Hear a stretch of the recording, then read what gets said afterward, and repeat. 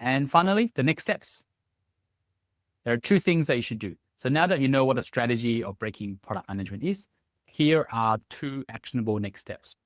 First thing is you want to fill out your product manager transition blueprint. Make small steps and you will thank yourself in 6 months, because I'm sure 12 months ago, you would have thought about breaking into PM.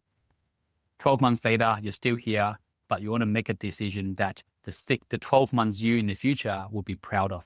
So small steps, you will thank yourself in 6 months.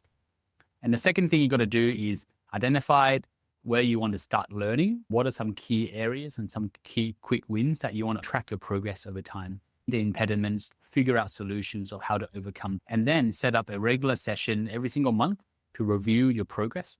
Or you can join our meetup sessions every single month and we can go through this with you. What have you done? What have you learned? What are some stuff that got in your way? And that is basically it, the steps to break into product management.